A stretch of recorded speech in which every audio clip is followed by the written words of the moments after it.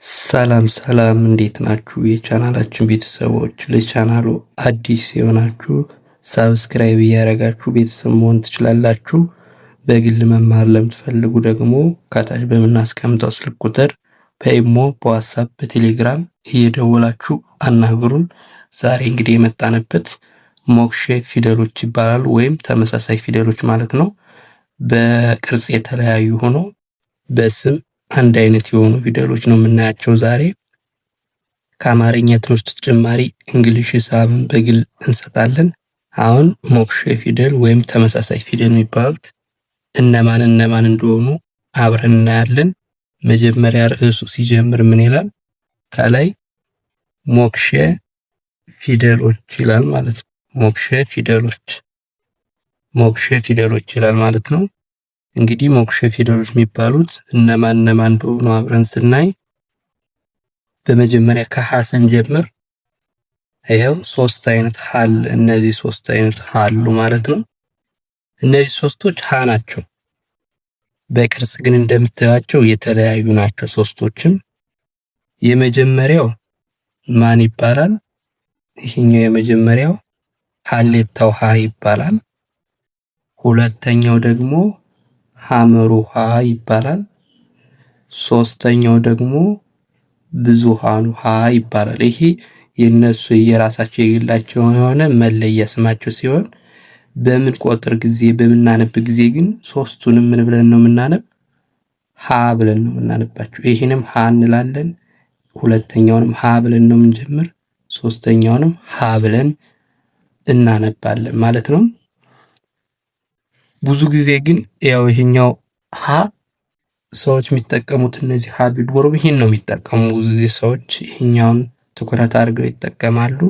ግን ሌሎችም ከላይ ያሉት የየራሳቸው ስራ አገልግሎት አላቸው። ከላይ ያሉት ማን ለማን እንደሚያገለግል የተቀመጠ ነው በአማርኛ ማለት ነው። ወደ ቀጣዩ ስንሄድ ደግሞ ማን ነው? ሰ ደግሞ ሁለት አይነት ሰ አለ። እንደምታዩት ሁለት አይነት ሰ አለ። የመጀመሪያው ሰ ማን ይባላል? ይሄኛው ንጉሱ ሰ ይባላል። ንጉሱ ሰ ይባላል። ቀጣዩ ይሄ ደግሞ እሳቱ ሰ ይባላል ማለት ነው። በአማርኛ ፊደል ውስጥ ሁለት አይነት ሰ አለ። ከዚህ ውጭ ሌላ ሰ የለም። ሁለቶች ብቻ ናቸው ሲነበቡ። እነዚህ ሰ ነው የሚባሉ ሁለቶች መለየ ስማቸው ተናግሬያለሁ። የመጀመሪያው ንጉሱ ሰ፣ ሁለተኛው ደግሞ እሳቱ ሰ ይባላል ማለት ነው። ብዙ ጊዜ ሰዎች ግን የሚጠቀሙት ይህን የታችኛውን ሰ ነው።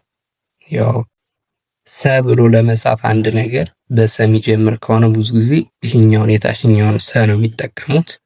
ግን የላይኛውም አገልግሎት ጥቅም አለው። ሁሉም ያገለግላል። ማን ለማን እንደሚያገለግል በአማርኛ ውስጥ የተቀመጠ ነው። ይሄም ግን ያው ሰዎች ደግሞ በልምድ ዝም ብለው ይህን ታችኛውን ብዙ ጊዜ ይጠቀሙታል። ወደ ቀጣይ ስንሄድ ደግሞ አ ደግሞ ሁለት አይነት አለ እንደምታዩት። የመጀመሪያው አ ማን ይባላል? ይሄኛው አ አልፋው አ ይባላል። አልፋው አ ይባላል። ሁለተኛው ደግሞ አይኑ አ ይባላል። እንግዲህ እነዚህ ደግሞ ሁለቶችም አ ናቸው። ሁለቶችም የየራሳቸው አገልግሎት አላቸው።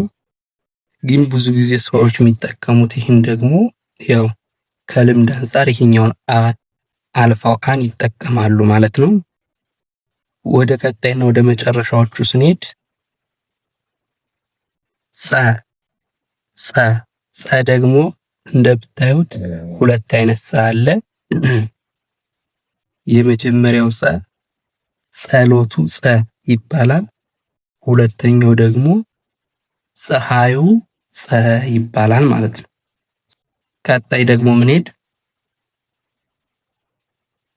ይህን ጸን ካየን በኋላ ሁለቱ ጸ ብዙ ጊዜ ያው ይህን ሁሉም ሰው በቃ እኩል አድርጎ ሊጠቀም ይችላል። ይሄኛውንም ይጠቀማል ሰው፣ ይሄኛው የሁለተኛውንም ይጠቀማል፣ የአንደኛውንም የሁለተኛውንም ይጠቀማል ሰው። ያው እንግዲህ ግን የራሳቸው የሆነ አገልግሎት አላቸው ሁለቶችም። ማን ለማን እንደሚያገለግል ያው ተቀምጧል። አማርኛ ውስጥ ጠለቅ ብላችሁ ካነበባችሁ የፊደሎች እነዚህ የመኩሽ ፊደሎች ማን ለማን እንደሚያገለግል ሰፋ ያለ ትንታኔ አማርኛ ውስጥ ይኖራል። እንግዲህ የዛሬ ትምህርታችን አማርኛ ውስጥ ያሉት መኩሸ፣ ሞክሸ፣ ሞክሸ ፊደሎች የሚባሉት እነዚህ ናቸው። ሲነበብ ሞክሸ፣ ሞክሸ ፊደሎች። እነዚህ ፊደሎች ከነዚህ ውጭ ያሉ የሚደጋገሙ ሆነ ሞክሸ የሚባሉ ፊደሎች አንድ አይነት የሆኑ ፊደሎች የሉ። እነዚህ ናቸው አማርኛ ውስጥ ያሉ ማለት ነው። ከነዚህ ውጭ ያሉ ለምሳሌ ለን ብንወስድ ለአማርኛ ውስጥ አንድ ብቻ ነው ያለበት፣ ሌላ የለም ማለት ነው። ሞክሸም ፊደላት የሚባሉት እነዚህ ብቻ ናቸው። በቀጣይ እንግዲህ በሌላ ቪዲዮ እስክመጣ ድረስ በያላችሁበት ሰላም ሁኑ። መልካም ቆይታ